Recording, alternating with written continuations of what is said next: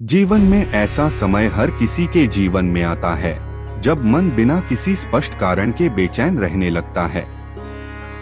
बाहर से सब कुछ ठीक दिखाई देता है, लेकिन भीतर एक अजीब सी घबराहट, चिंता और खालीपन महसूस होता है। मन बार बार नकारात्मक विचारों में उलझ जाता है। भविष्य की चिंता, बीते हुए समय का पछतावा और वर्तमान की परेशानियां हमें भीतर से तोड़ने लगती हैं।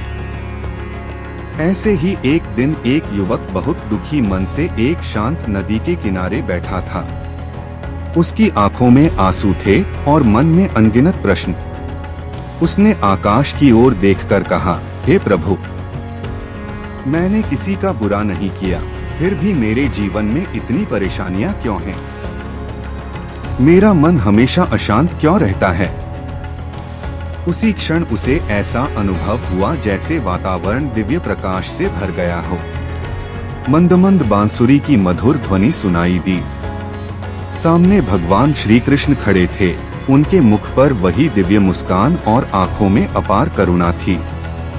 श्री कृष्ण मुस्कुराए और बोले, वत्स, तुम्हारा मन इसलिए बेचैन है क्योंकि तुम अपने विचारों के दास बन गए हो। तुमने अपने सुख का आधार परिस्थितियों को बना लिया है। जब परिस्थिति तुम्हारे अनुसार होती है तब तुम प्रसन्न होते हो, और जब नहीं होती तब दुखी हो जाते हो। युवक ने विनम्र होकर पूछा, प्रभु, फिर मन को शांत कैसे करूं? श्री कृष्ण बोले, सबसे पहले यह समझो कि संसार में कुछ भी स्थायी नहीं है। सुख भी बदलता है और दुख भी। जो आज तुम्हें कष्ट दे रहा है वही कल तुम्हें मजबूत बना सकता है। इसलिए हर परिस्थिति को भगवान का प्रसाद समझकर स्वीकार करना सीखो।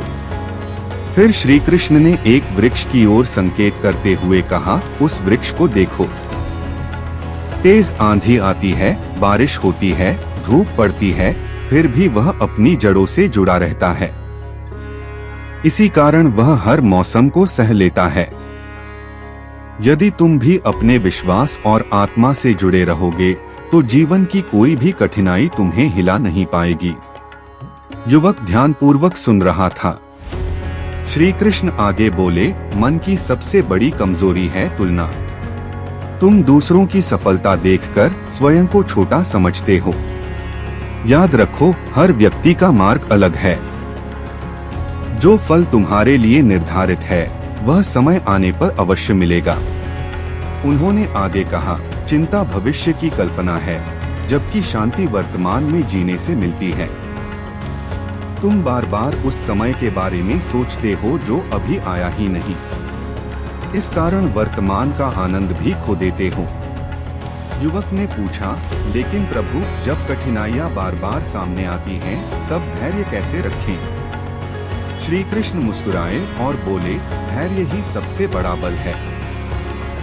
जिस प्रकार सोना आग में तपकर कुंदन बनता है, उसी प्रकार मनुष्य कठिनाइयों से गुजरकर महान बनता है।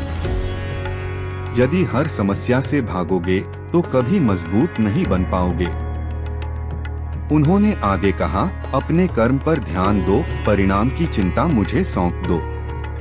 जब मनुष्य केवल कर्म करता है और फल की चिंता छोड़ देता है, तभी उसका मन हल्का हो जाता है। युवक की आंखों से आंसू बहने लगे, लेकिन इस बार वे दुख के नहीं बल्कि आत्मविश्वास के आंसू थे। श्री कृष्ण ने कहा, प्रतिदिन कुछ समय स्वयं के साथ बिताओ। प्रार्थना करो, ध्यान करो और अपने भीतर झांको। तुम्हें पता चलेगा कि जिस शांति को तुम संसार में खोज रहे थे वह तो तुम्हारे भीतर ही है। उन्होंने आगे समझाया, क्षमा करना सीखो। दूसरों के प्रति क्रोध सबसे पहले तुम्हें ही जलाता है।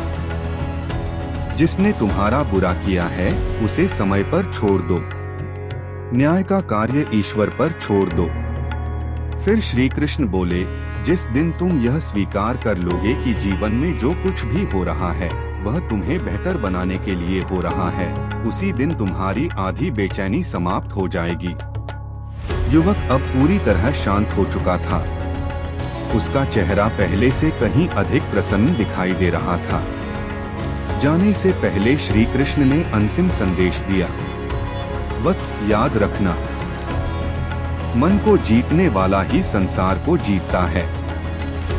परिस्थितियां कभी स्थायी नहीं होती, लेकिन विश्वास हमेशा तुम्हारे साथ रहता है। इसलिए चिंता मत करो, अपना हर कर्म ईमानदारी से करो, सत्य का साथ मत छोड़ो और अपना विश्वास मुझ पर बनाए रखो। जब भी तुम्हारा मन बेचैन हो, आंखें बंद करके मेरा स्मरण करना, मैं हमेशा तुम्हारे साथ हूँ। इतना कहकर श्री कृष्ण अदृश्य हो गए। बांसुरी की मधुर ध्वनि धीरे धीरे वातावरण में विलीन हो गई। युवक उठा। उसकी समस्याएं अभी भी थीं, लेकिन अब उसका दृष्टिकोण बदल चुका था। उसने समझ लिया था कि शांति परिस्थितियों से नहीं, बल्कि मन की अवस्था से आती है। इसलिए यदि आपका मन भी आज बेचैन है, तो श्री कृष्ण का यह संदेश अपने हृदय में उतार लीजिए। जो बीत गया उसे छोड़ दीजिए, जो आने वाला है उसकी चिंता मत कीजिए। वर्तमान में रहकर श्रेष्ठ कर्म कीजिए, क्योंकि जो स्वयं पर और भगवान पर विश्वास रखता है, उसके जीवन में अंतः प्रकाश अवश्य आता है। जय श्री कृष्ण।